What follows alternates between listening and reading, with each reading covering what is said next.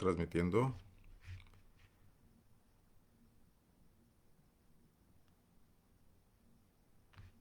No sé si ya me escuchan, si ya alguna persona se ha unido a esta transmisión. Si por ahí me lo pueden comentar, sería muy bueno. Bueno, parece que ya, ahora sí estamos por fin transmitiendo. Finalmente desde mi Facebook, porque algo hice mal en el Facebook de PopLab. Muchas gracias por acompañarnos. Veo que sí, ya se están uniendo algunas personas. Una disculpa por estas novatadas. Soy Arnoldo Cuellar, soy el integrante, soy uno de los integrantes del Laboratorio de Periodismo y Opinión Pública de Guanajuato. Quisiera,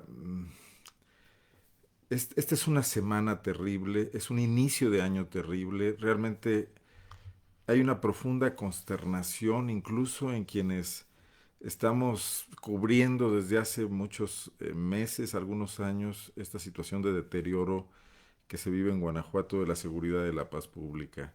Pero el asombro no tiene límites ante lo que ha venido ocurriendo.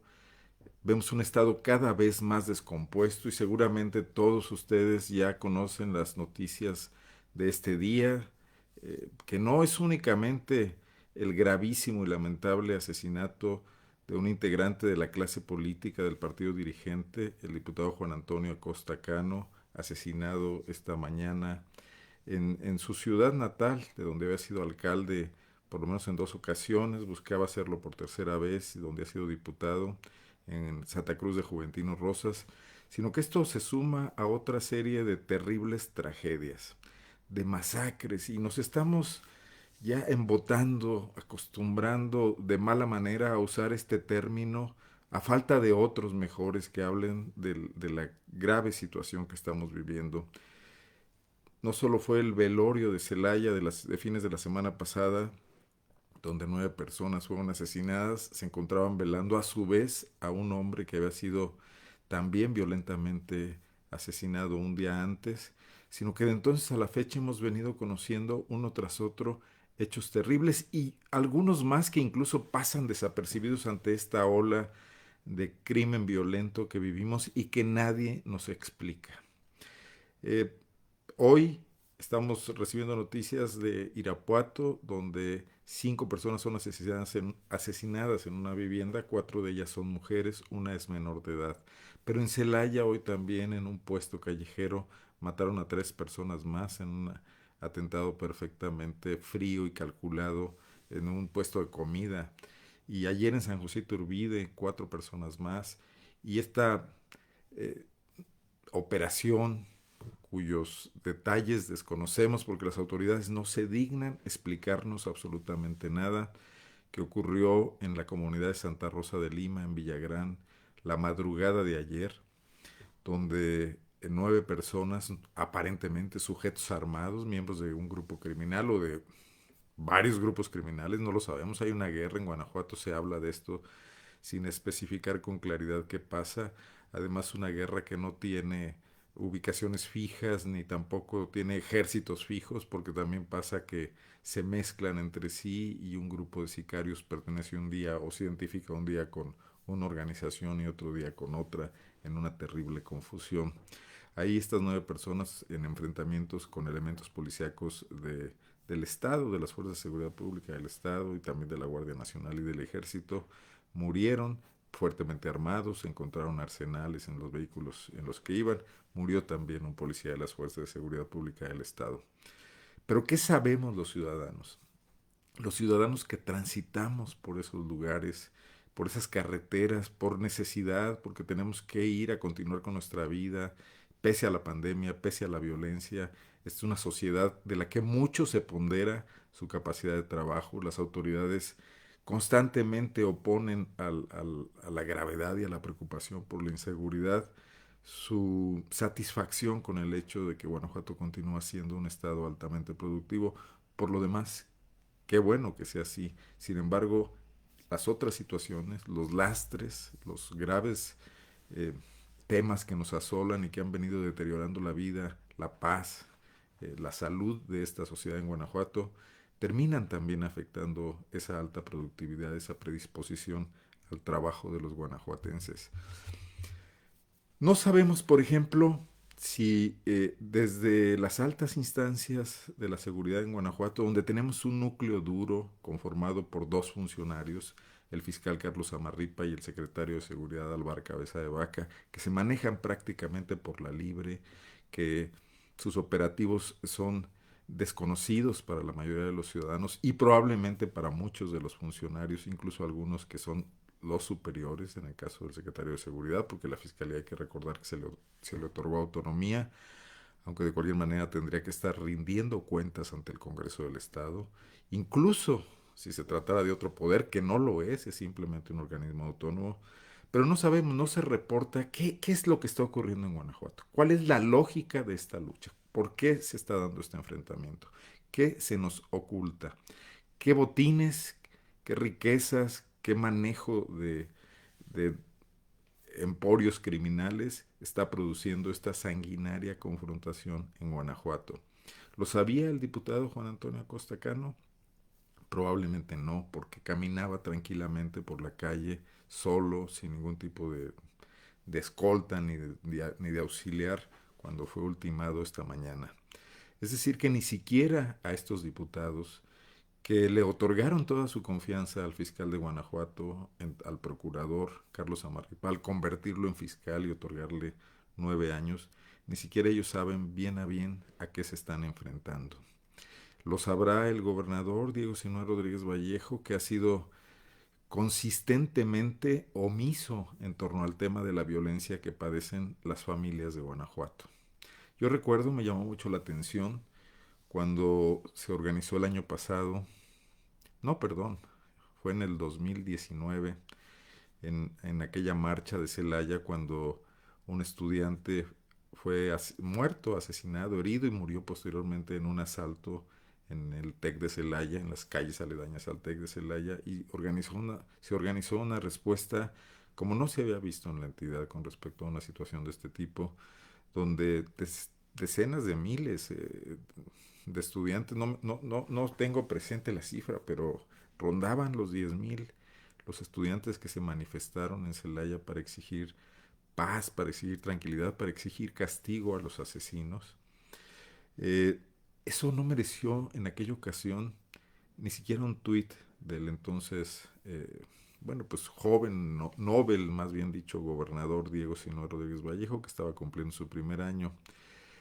Era un evento que cualquier otro político hubiera asumido la responsabilidad de estar ahí frente a esos estudiantes, no dejar sola a la alcaldesa de Celaya y darles la cara y ofrecerles la seguridad de que algo iba a pasar. El asesino fue detenido. Suele ocurrir, la fiscalía es muy reactiva y acelera mucho sus procesos cuando hay fuertes presiones sociales. Recientemente volvió a ocurrir cuando el asesinato del periodista salmantino de Israel Vázquez, eh, por la presión de los comunicadores y por la reacción que se dio, también se detuvo a los presuntos responsables que están sometidos a un juicio. No podemos decir, como lo presume a veces el fiscal Samarripa, que esto está esclarecido. Está el proceso y al término del proceso sabemos si estas personas detenidas son los autores, si son los autores materiales, si reciben instrucciones de alguien, si lo hicieron de motu propio, que sería lo que produciría el esclarecimiento final. Pero hay muchos otros asesinatos en Guanajuato que no reciben esta misma atención.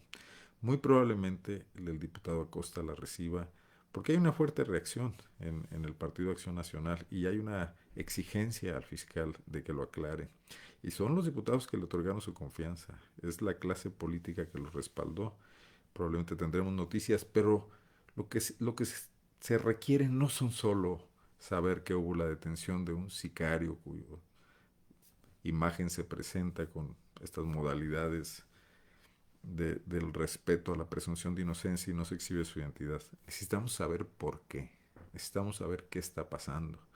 Necesitamos saber si las funciones del Estado de Guanajuato están siendo amenazadas de alguna forma. Si el hecho de que Juan Antonio Acosta estuviera buscando la alcaldía de Juventino Rosas fue lo que motivó esto y quién se está beneficiando con esto. No puede ser que un sistema político que un sistema democrático sobreviva a este tipo de acciones si no las esclarece a profundidad. Vamos a campañas políticas y tendrá que haber campañas en esos municipios de la zona caliente de Guanajuato, como le suelen llamar los que se dedican a analizar estos temas, de la zona álgida, de la zona violenta de Guanajuato, de la zona Laja Bajío, de los municipios del sur del estado.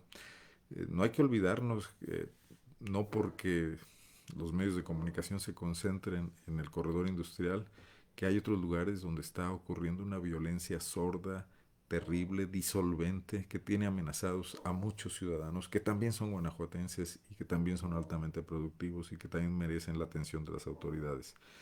Es el caso, por ejemplo, de Moroleón y Uriangato, esta conurbación donde también esta semana se han presentado violentos y escalofriantes hechos de sangre.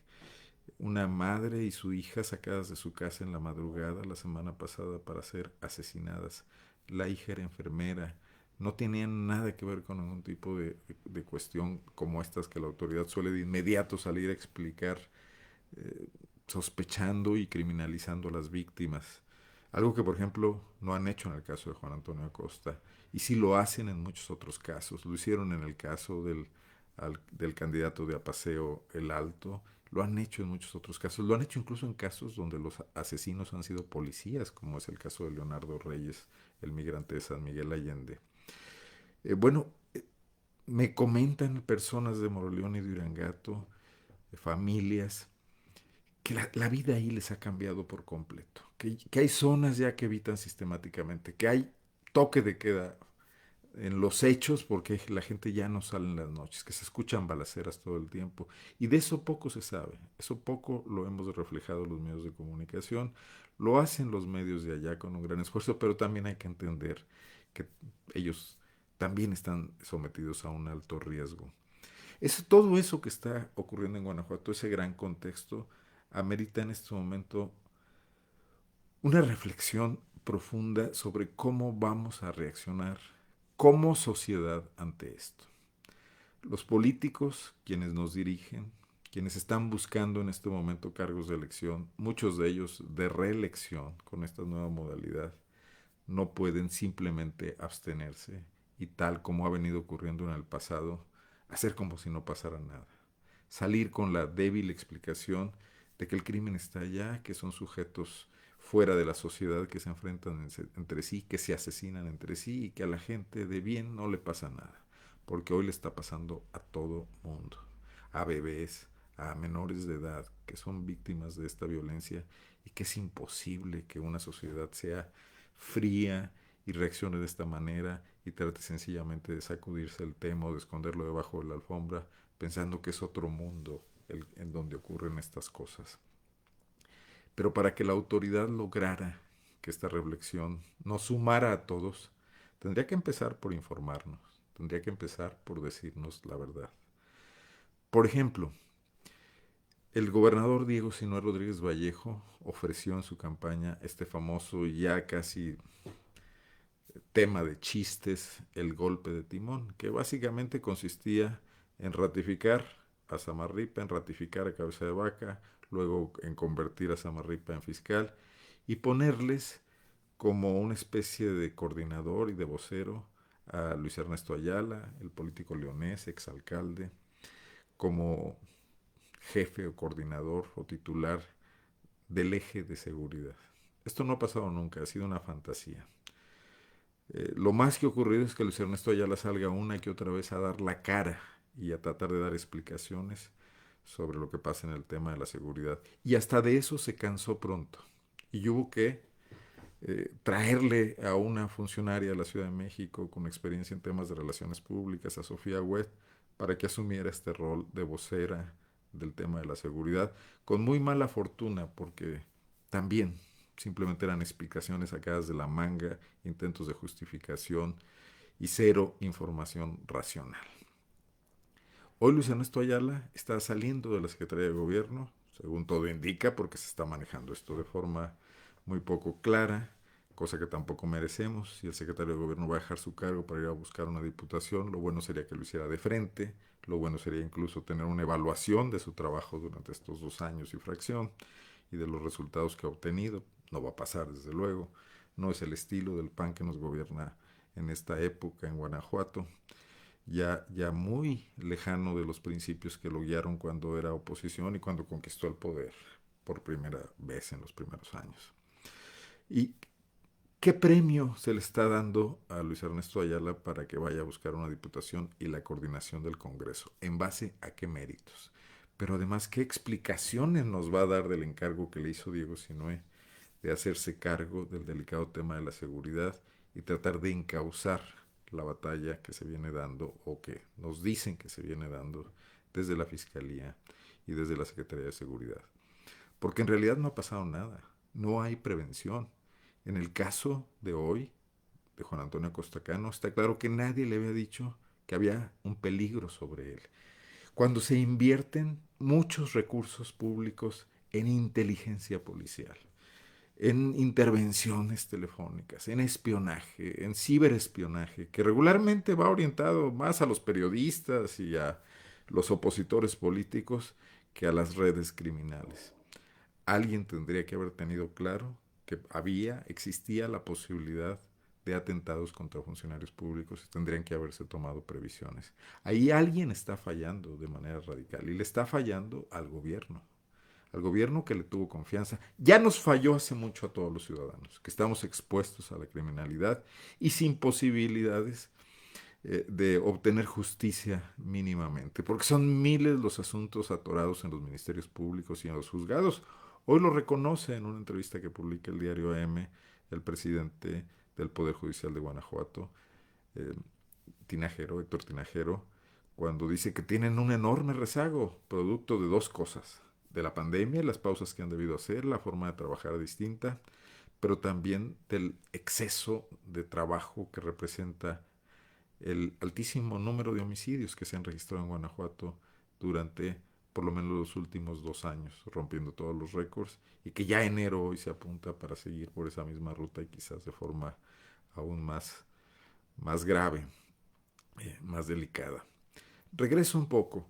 Luis Ernesto Ayala va a ir entonces a la Cámara como qué, como un seguro de vida de quién. Si no hizo bien ese trabajo, ¿qué va a representar? Pero además, ¿cómo está dejando el barco? ¿Y a quién va a encargarle Diego Sinue esa secretaría?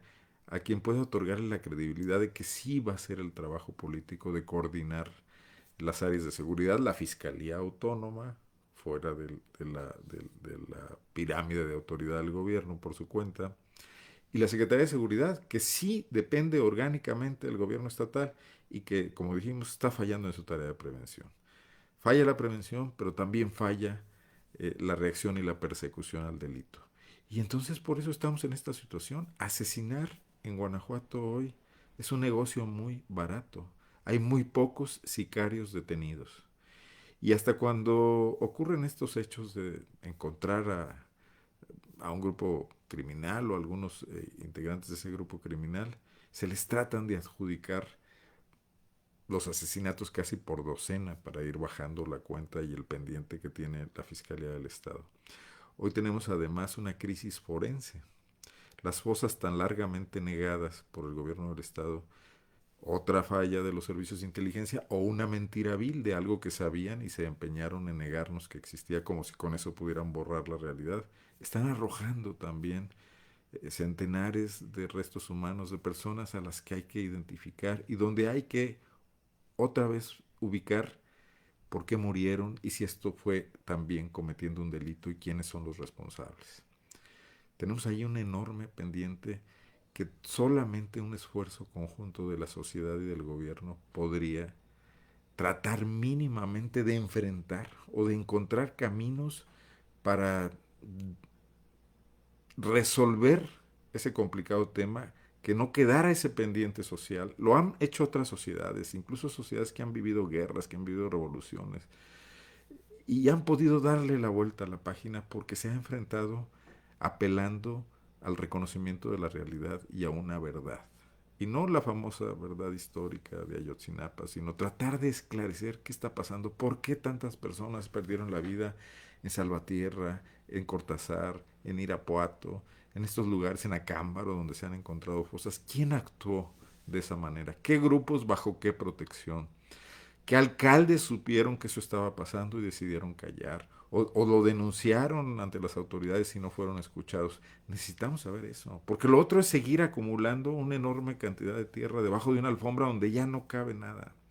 Y por eso Diego Sinue Rodríguez Vallejo, que recibe un Estado en esas condiciones, no encuentra la manera, no encuentra la capacidad imaginativa para hacerse cargo de que solo será gobernador una vez, que le tocó este difícil momento y que lo mejor que puede hacer es enfrentarlo y no ocultarlo y no irse eh, por el sesgo de querer ser un gobernador transformador en materia tecnológica y en materia de inversiones, porque eso no va a ocurrir mientras no resolvamos este otro enorme pendiente que nos tiene a unos agraviados, a otros preocupados, a otros amenazados, que ha deteriorado la vida comunitaria, que amenaza también la posibilidad de ver con claridad esto, de reportarlo periodísticamente. Es más fácil que venga un periodista de la Ciudad de México y haga un reportaje sobre las fosas en Acámbaro o en Salvatierra, a que lo hagan periodistas locales atemorizados, conocidos aquí, fotografiados decenas, centenares de veces por los propios elementos de las fuerzas de seguridad, que lo de menos es que las fuerzas de seguridad tengan la foto de un periodista. Lo preocupante es que ese elemento quizás tenga nexos con algún grupo criminal. Tampoco se nos ha esclarecido eso y pueda circular esa información de esa manera. Estamos viviendo momentos muy difíciles. Nadie está exento de esta violencia.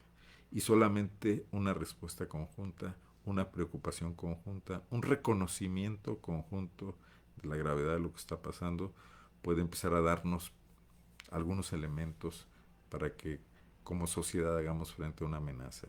Sí somos más fuertes, sí somos más quienes queremos vivir en paz y con tranquilidad, pero no pasará mientras unos, los que gobiernan, los que manejan las instituciones, no quieran reconocerlo, no nos quieran decir la verdad y tranquilamente, como si fuéramos niños, nos afirmen que no pasa nada, que sigamos normal y que ellos se encargarán de lo que está ocurriendo porque no se están encargando de nada.